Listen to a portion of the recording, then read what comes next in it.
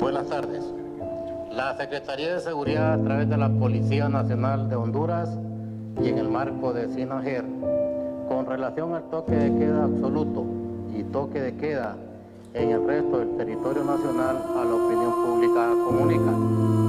se ha confirmado un caso positivo de coronavirus COVID-19 y 9 contactos sospechosos en la ciudad de San Pedro Sula,